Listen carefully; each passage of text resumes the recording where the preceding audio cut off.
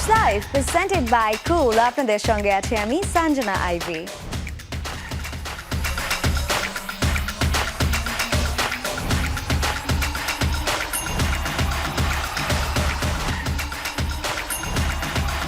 মিরপুরে শুরু হলো জাতীয় দলের ক্রিকেটারদের নিয়ে বিসিবির ফিটনেস ক্যাম্প। অদম্য কাপ শুরুর আগে রোববার প্রথম দিনের সেশনে জোর দেওয়া হয় রানিংয়ে। এদিকে ক্রিকেটারদের আর্থিক ক্ষতি পোষাতেই বিসিবির অদম্য কাপ আয়োজন বলছেন জাতীয় দলের ব্যাটিং কোচ মোহাম্মদ আশরাফুল। 2027 বিশ্বকাপ সামনে রেখে জোর দেওয়া উচিত ওয়ানডে ফরম্যাটে। মাঠের বাইরের ইস্যু ক্রিকেটে প্রভাব ফেলে বলছেন সাবেক এই ক্রিকেটার। বিপিএল শেষ, অন্যান্য দলগুলোর মতো টি-20 বিশ্বকাপের ব্যস্ততাও নেই বাংলাদেশের ক্রিকেটারদের। তবে ফিটনেস ধরে রাখতে ফাঁকা সময়ে বিশেষ ক্যাম্প শুরু করেছে বিসিবি। রোববার জাতীয় দলের 3 ফরম্যাটের দলে থাকা ক্রিকেটারদের নিয়ে বেলা 11টা থেকে শুরু হয়ে প্রায় 2 ঘন্টা চলে এই ফিটনেস ক্যাম্প। মুশফিক, মিরাজ, নাসুম, খালেদ, শরীফুল সহ 24 জন ক্রিকেটার নিয়ে প্রথম দিনের সেশনে জোর দেওয়া হয় রানিং।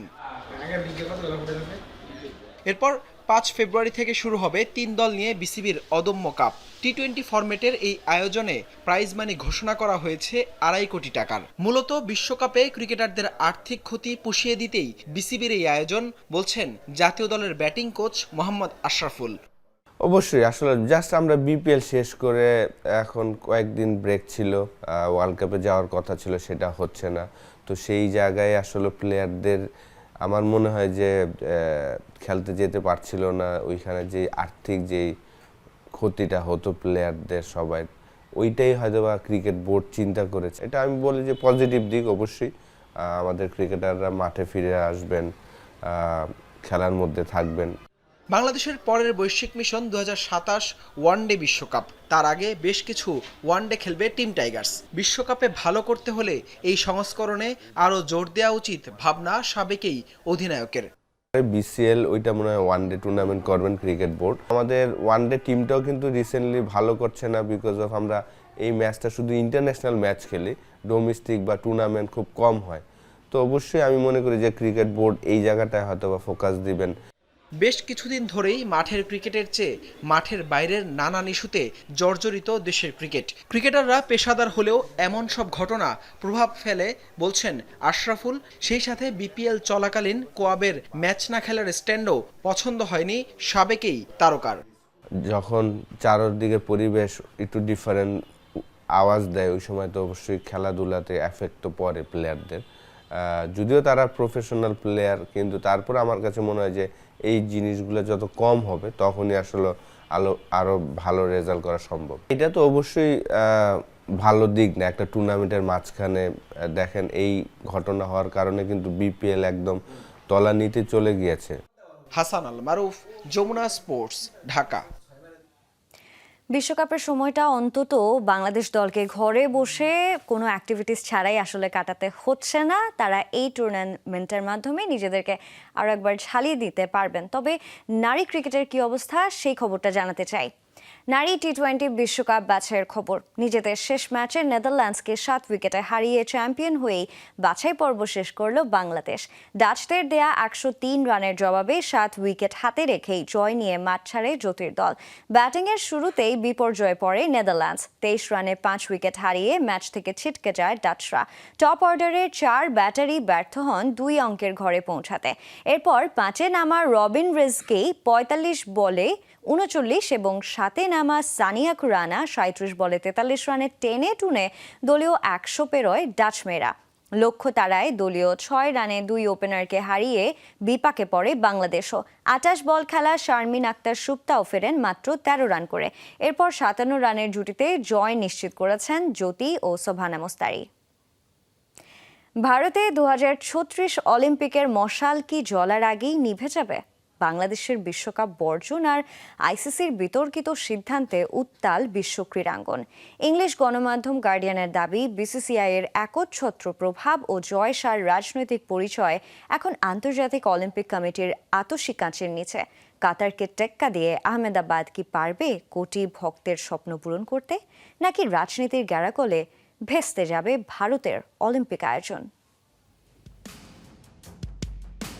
2036 সালে আহমেদাবাদে অলিম্পিকের মশাল জ্বলবে নাকি নিভে যাবে শুরুতেই? ভারতের অলিম্পিক স্বপ্নের সামনে এখন মস্ত বড় বাধা টি-20 বিশ্বকাপ থেকে বাংলাদেশের বাদ পড়া। ব্রিটিশ সংবাদ মাধ্যম গার্ডিয়ানের বিস্ফোরক রিপোর্টে তোলপাড় বিশ্ব ক্রীড়াঙ্গন। শুরুটা হয়েছিল আইপিএলে কেকেআর থেকে মুস্তাফিজুর রহমানকে বাদ দেওয়া নিয়ে। এরপরই নিরাপত্তা শঙ্কায় ভারতের টি-20 বিশ্বকাপ খেলতে অস্বীকৃতি জানায় বাংলাদেশ। অনেক আলোচনা, চিঠি আদান প্রদানের পরও শেষ পর্যন্ত স্কটল্যান্ডকে ঢুকিয়ে দিয়ে টাইগারদের বিশ্বকাপ থেকে বাদ দেয় আইসিসি। এই সিদ্ধান্তই কি শেষ পর্যন্ত ভারতের গলার কাটা হয়ে দাঁড়াবে? আইসিসিতে ভারতের হস্তক্ষেপ থাকলেও আন্তর্জাতিক অলিম্পিক কমিটির মেজাজ ভিন্ন। খেলাধুলায় রাজনীতির অনুপ্রবেশ নিয়ে তাদের অবস্থান জিরো টলারেন্স। ইসরায়েলকে ভিসা না দেওয়ায় অলিম্পিক দৌড় থেকে ইন্দোনেশিয়াকে সাময়িক বহিষ্কার করে আইওসি। এবার কি তবে ভারতের পালা? গার্ডিয়ানে বলা হয়, আইসিসি চেয়ারম্যান জয়সার পারিবারিক রাজনৈতিক পরিচয় এবং বিসিসিআইয়ের একচ্ছত্র প্রভাব আইওসির আতশি কাছের নিচে। অলিম্পিক চার্টার অনুযায়ী ক্রীড়া সংস্থাকে হতে হয় স্বাধীন, কিন্তু ভারতের বর্তমান পরিস্থিতি ভাবিয়ে তুলছে অলিম্পিক কর্তাদের। 2036-এর আয়োজক হওয়ার লড়াইয়ে ভারতের প্রধান প্রতিদ্বন্দ্বী কাতার। প্রতিবেশী পাকিস্তান ও বাংলাদেশের সঙ্গে সুসম্পর্কের প্রমাণ দিতে না পারলে ভেস্তে যেতে পারে ভারতের অলিম্পিক স্বপ্ন। আইওসির সাফ কথা, অন্য দেশ বয়কট করতে পারে এমন ভেন্যুকে অলিম্পিক দেওয়া অকল্পনীয়। বর্তমান বাজার ধরতে ক্রিকেটকে অলিম্পিকে ফেরানো হয়েছে ঠিকই, কিন্তু সেই ক্রিকেটই এখন ভারতের অলিম্পিক স্বপ্নের ভিলেন। আহমেদাবাদ কি পারবে কাতারকে টেক্কা দিতে, নাকি ক্রিকেটে করা দাদাগিরির কারণে পুরে ছারকার হবে দেশটির কোটি ভক্তের প্রত্যাশা?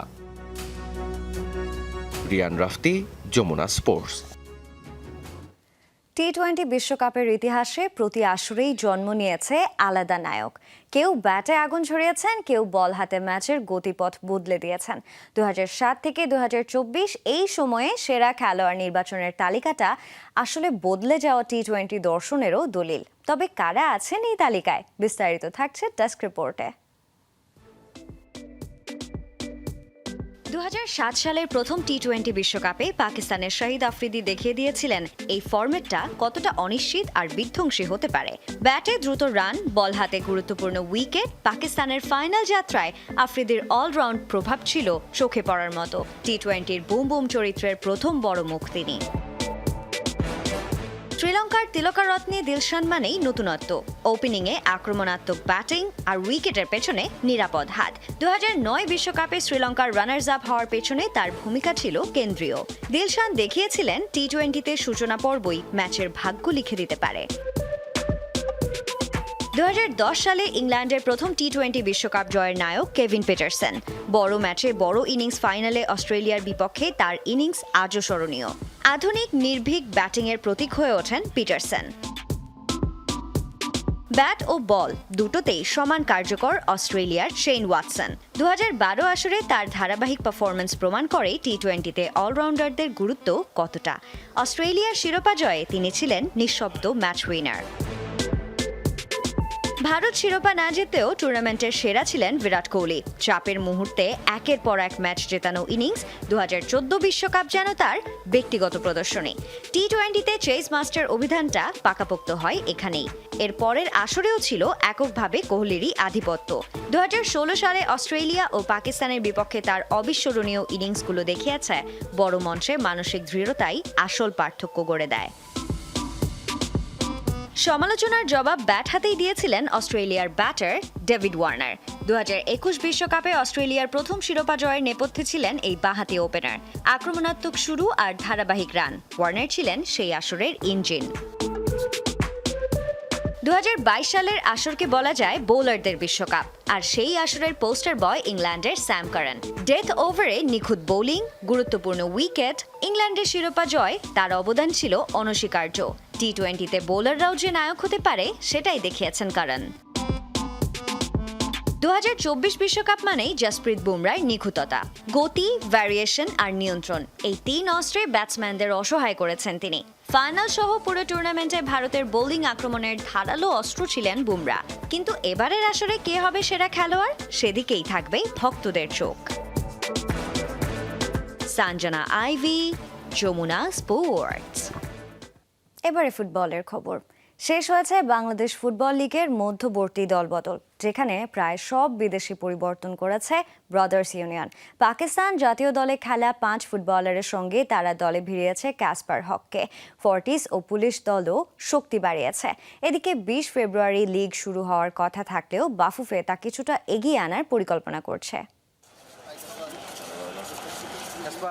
ইংল্যান্ড প্রবাসী ফুটবলার কাসপার হক ব্রাদার্স ইউনিয়নে যোগ দিচ্ছেন আগেই জানিয়েছিল যমুনা টেলিভিশন। বাকি ছিল কেবল আনুষ্ঠানিকতা, সেটাও সম্পন্ন করেছে ব্রাদার্স। এখন শুধু ইংলিশ এফ এর ছাড়পত্রের অপেক্ষায়। I've finally joined Brothers Union and I'm very excited for the rest of the season. That all depends on international clearance from the FA, but there should be no issues with it.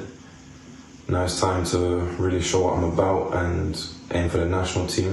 এবারের Bangladesh football লিগের মধ্যবর্তী দলবদলে সবচেয়ে বেশি পরিবর্তন এনেছে brothers union. 4 Nepali footballer পরিবর্তন করে তারা নিয়েছেন পাকিস্তান জাতীয় দলের 5 ফুটবলার। সঙ্গে আছেন উজবেকিস্তানের প্রো লিগে খেলা নাইজেরিয়ান ফরওয়ার্ড স্যামুয়েল চিগোজি, গিনির 2 ফরওয়ার্ড কেরফালা কুয়াতো ও মামুদো কন্দের সাথে মিডফিল্ডার বারি ইব্রাহিমাকে দলে ভিড়িয়েছে ব্রাদার্স। এতদিন ব্রাদার্সের ট্রায়ালে থাকা 2 সুইডেন প্রবাসী যমজ ফুটবলার অনিক ও আশিককে রেজিস্ট্রেশন করিয়েছে, তবে সুইডেন থেকে এখনও পায়নি ছাড়পত্র। যুক্তরাষ্ট্র প্রবাসী ফুটবলার সঞ্জয় করিমের ছাড়পত্র পাওয়া গেছে। মধ্যবর্তী দলবদলের গুঞ্জন ছিল সেনেগাল জাতীয় দলে খেলা রাসুল বাহকের পুলিশে আসা, কিন্তু শেষ পর্যন্ত তিনি না আসায় নাইজেরিয়ান সেন্টার ফরওয়ার্ড মোজেস ওডোকে দলে নিয়েছে পুলিশ।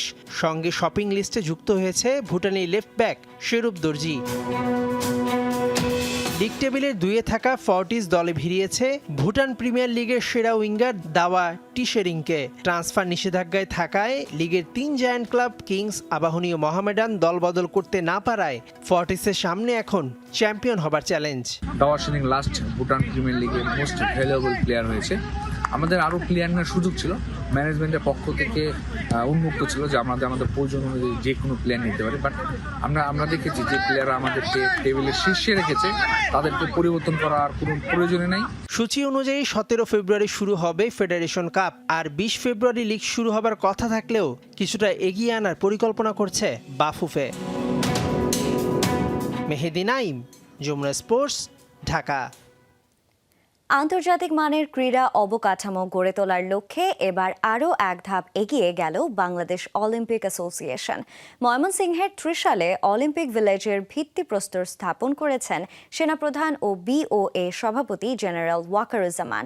প্রকল্পটি দৃশ্যমান হলে জাতীয় আয়োজন সহ এশিয়ান গেমসের মতো আন্তর্জাতিক আয়োজনও করা সম্ভব হবে বলে জানান তিনি। পাশাপাশি সামাজিক ও অর্থনৈতিক উন্নয়নেও ফেলবে ইতিবাচক প্রভাব। ময়মনসিংহের ত্রিশালে নির্মিত হতে যাচ্ছে আধুনিক ও আন্তর্জাতিক মানসম্পন্ন অলিম্পিক ভিলেজ। পরিবেশগত প্রভাবকে গুরুত্ব দিয়ে জীববৈচিত্র্য ও প্রাকৃতিক জলধারা সংরক্ষণ করে 173 একর জায়গায় অলিম্পিক কমপ্লেক্সটি নির্মাণ করা হচ্ছে। 23টি ইনডোর গেমস, 7টি আউটডোর গেমস ও 3টি অ্যাকোয়াটিক গেমস সহ থাকছে আনুষঙ্গিক সুযোগ সুবিধা। 3টি indoor stadium, football stadium, hockey stadium, sports aquatic complex, tennis complex, archery complex এবং শুটিং কমপ্লেক্স রয়েছে। এই কমপ্লেক্সের চূড়ান্ত মাস্টার প্ল্যানে সর্বমোট 33টি খেলার জন্য প্রয়োজনীয় অ্যারেনা ও মাঠ অন্তর্ভুক্ত রয়েছে। এই প্রকল্প বাস্তবায়নের মাধ্যমে দেশের ক্রীড়া অঙ্গনে নতুন দিগন্ত উন্মোচিত হবে বলে আশা সংশ্লিষ্টদের। অলিম্পিক ভিলেজটি নির্মিত হলে এখানে জাতীয় ও আন্তর্জাতিক পর্যায়ে ক্রীড়া প্রশিক্ষণ, আবাসন এবং আধুনিক সুযোগ সুবিধা নিশ্চিত করা হবে। আমার বিশ্বাস এই অবকাঠামো আমাদের ক্রীড়াবিদদের জন্য কেবল অনুশীলনের জায়গা হবে না, এটি হবে দক্ষতা উন্নয়ন, নেতৃত্ব তৈরি এবং বিশ্বের প্ল্যাটফর্মে আমাদেরকে পৌঁছে দেবে। এটি আমাদের জন্য একটি স্বপ্নের অবকাঠামো, আমাদের যুবকদের জন্য একটি সুদূর প্রসারী ভিত্তি স্থাপিত হবে এই কমপ্লেক্সের মাধ্যমে। প্রকল্পটি বাস্তবায়ন খরচ হবে প্রায় 34 থেকে 38 হাজার কোটি টাকা। সময় লাগবে 5 থেকে 6 বছর। দেশীয় আয়োজন সহ আন্তর্জাতিক আয়োজনেও এই ভিলেজ ভূমিকা রাখবে বলে জানান বাংলাদেশ অলিম্পিক অ্যাসোসিয়েশনের সভাপতি ও সেনাপ্রধান জেনারেল ওয়াকারুজ্জামান। ন্যাশনাল লেভেলের যত কম্পিটিশন আছে সেগুলো আমরা এখানে করব। ইন্টারন্যাশনাল কোনো কম্পিটিশন এখানে আমরা করব এবং একই সাথে আমার যে স্কুলটা আছে army sports school physical training and sports এটাও এখানে কোলোকেটেড থাকবে, তারাও এটার তদারক করতে পারবে। বাংলাদেশ সেনাবাহিনী ও বাংলাদেশ অলিম্পিক অ্যাসোসিয়েশন যৌথভাবে এই প্রকল্প বাস্তবায়ন করছে। উদ্যোক্তারা বলছেন প্রকল্পটি বাস্তবায়িত হলে এটি এই অঞ্চলের সামাজিক ও অর্থনৈতিক উন্নয়নেও ইতিবাচক প্রভাব ফেলবে। ময়মনসিংহের চেলেরঘাটের এই এলাকা যে জনপদে একসময় কেউ আসতো না, সেখানে হয়তো দেখা যাবে উসাইন বোল্টের মতো যারা তারকারা রয়েছেন, তারা এসে দৌড়াচ্ছেন, খেলছেন, প্রতিযোগিতায় অংশ নিচ্ছেন। এই স্বপ্ন শুধু সময়ের ব্যাপার, বাস্তবায়ন হবে অচিরেই বলছেন উদ্যোক্তারা। হুসাইন শাহিদ, যমুনা নিউজ, ময়মনসিংহ। আর এই ছিল আজকে স্পোর্টস লাইভে। এতক্ষণ সঙ্গে থাকার জন্য সবাইকে ধন্যবাদ। আল্লাহ হাফেজ।